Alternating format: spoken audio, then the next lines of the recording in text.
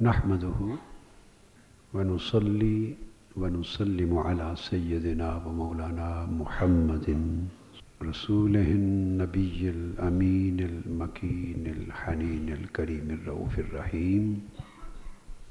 أما بعد، فأعوذ بالله من الشيطان الرجيم. بسم الله الرحمن الرحيم.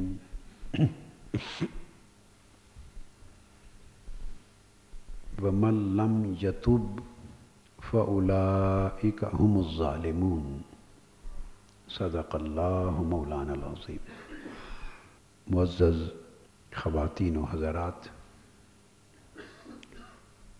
سالکین و سالکات، طالبین و طالبات، مخلصین و مخلصات، اللہ تبارک و تعالیٰ کا فضل ہے جس کی توفیق سے ہم ماہانہ شب داری کے اس اجتماع میں درس تصوف میں اور درس سلوک و روحانیت میں حاضر ہیں. اور آج کا موضوع ہے توبہ.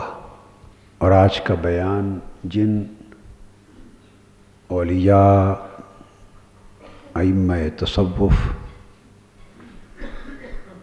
اور اکابر صوفیاء کی کتابوں کے حوالے سے جو آج کا درس ہو رہا ہے، ان میں ہیں امام ابو القاسم قشیری رحمۃ اللہ تعالی علیہ، ان کے رسالہ قشیریہ سے، اور شیخ الاسلام عبداللہ انصاری ان کی کتاب منازل السائرین سے،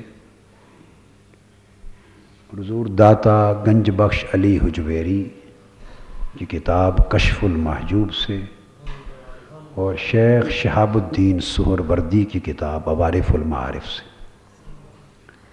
یہ چار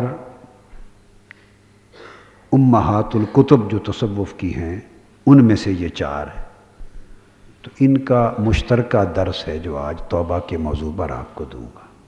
میں نے جو اللہ کی توفیق سے اور اس کے اذن سے قرآن مجید کی ایک آیہ کریمہ کی تلاوت کی، وَمَن لَّمْ يَتُبْ فَأُولَٰئِكَ هُمُ الظَّالِمُونَ. یہ سورہ حجرات کی آیت ہے 11ویں. اس کا مضمون بڑا عجیب ہے. اس کا مضمون بولیے بڑا عجیب ہے. اللہ پاک نے ایک بات کہی ہے اور لاکھوں باتوں کی ایک ہی بات، اور آپ حیران ہو جائیں گے سن کر. اس نے تو کہہ دی، مدت ہوئی اس نے فرما دیا، مگر ہم نے کبھی دھیان نہیں کیا. اس کا فرمان یہ ہے، من لم یتب، جو گناہگار، کیا؟ جو گناہگار، وہ گناہگار جس نے توبہ نہ کی، وہ گناہگار جس نے توبہ نہ کی، فَأُولَٰئِكَ هُمُ الظَّالِمُونَ، وہ ظالم ہے. بندے نے گناہ کیا، اس نے اس کو ظالم نہیں کہا، انتظار میں رکھا کہ شاید توبہ کر لے، اور جب وقت گزر گیا اس نے توبہ نہ کی تو فرمایا ظالم. گناہ کرنے پر تجھے ظالم نہیں سمجھا تھا، نہیں قرار دیا تھا، توبہ نہ کر کے تو نے ظلم کیا. تو اس سے پتہ چلا کہ گناہ تو ایک درجے کا ظلم ہے ہی، نافرمانی ہے، ظلم ہے، مگر بڑا ظلم اور اصل ظلم جس کو اللہ نے ظلم شمار کیا، وہ گناہ سے بڑھ کر اصل ظلم یہ ہے کہ توبہ نہ کی. جب توبہ نہ کی تو اس کا مطلب ہے کہ اس نے گناہ پہ اصرار کیا، گناہ پر اصرار کیا، گناہ کا تکرار کیا. تو اس نے گناہ گار کو ظالم نہیں کہا، گناہ کے تکرار کرنے والے کو ظالم کہا، گناہ پر اصرار کرنے والے کو ظالم کہا، گناہ کو جاری رکھنے والے کو ظالم کہا. چونکہ توبہ کر لیتا تو گناہ ترک کر دیتا. تو فرمایا اولئک هم الظالمون، ظالم وہ لوگ ہیں جو توبہ نہیں کرتے. ایک حکایت آئی ہے، اولیاء کرام نے بیان کی کہ ایک شخص پہلے زمانہ میں گناہ کرتا اور توبہ کر لیتا، پھر گناہ کرتا، توبہ توڑ بیٹھتا، پھر اس کو ندامت ہوتی، پھر توبہ کر لیتا، پھر توڑ بیٹھتا، ارادے کا کمزور تھا، گناہ کر لیتا، پھر توبہ کر لیتا، حتیٰ کہ اس نے 70 بار توبہ کر کے توڑ ڈالی۔ تو پھر اس کو ایسا شرم آیا کہ اسے یہ خیال آ گیا کہ اب میری توبہ قبول نہیں ہوگی اور شاید میرے منہ پہ مار دی جائے کہ تم نے مذاق بنا لیا ہے، 70 مرتبہ تم نے گناہ کیا ہے، توبہ کی، ہم نے قبول کی، پھر گناہ باز نہیں آئے۔ جب اس نے 70 مرتبہ گناہ کیا اور آخری بار توبہ نہ کی تو اس کو ندا دی، اللہ پاک نے ندا آئی کہ بندے تو نے اس بار مجھ سے توبہ کیوں نہیں کی؟ عرض کیا باری تعالیٰ مجھے شرم آ گئی کہ 70 بار توڑی ہے، شاید اب کے قبول نہ ہو۔ تو اللہ پاک نے جواب دیا، پیغمبر سے فرمایا اس میرے بندے کو جا کے یہ پیغام دے کہ تو ہی مایوس ہو گیا نا، میں نے تو حوصلہ نہیں ہارا، میرا حوصلہ تو نہیں ٹوٹا، تو ہی مایوس ہو گیا نا۔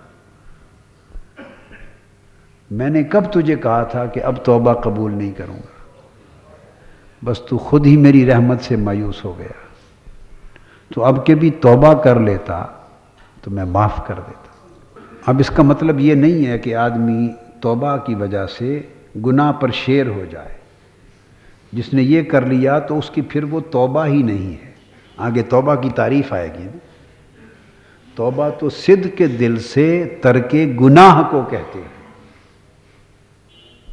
صدق کے دل سے ترک گناہ کو کہتے ہیں۔ لہذا توبہ کی قبولیت کا خیال رکھ کر شیر ہونا وہ تو توبہ ہی نہیں ہے۔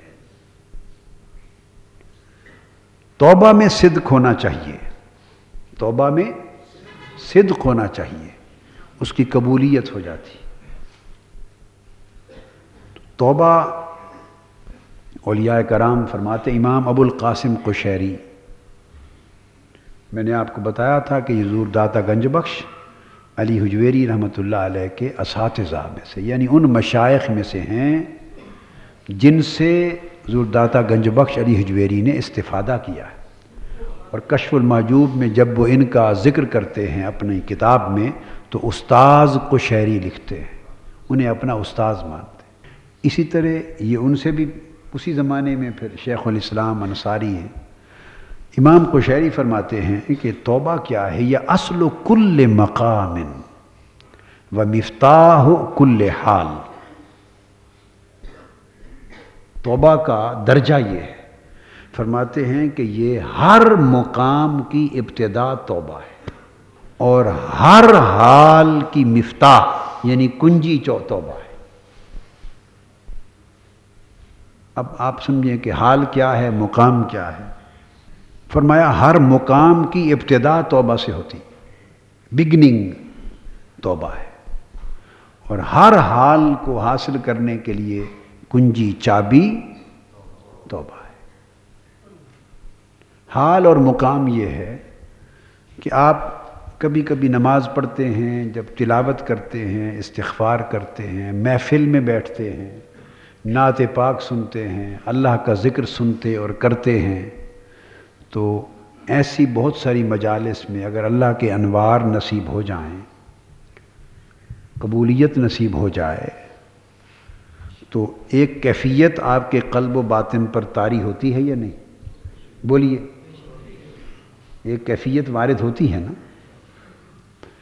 کبھی آپ کے رونگٹے کھڑے ہو جاتے ہیں، کبھی آپ کو رونا آ جاتا ہے، آنسو چھلک پڑتے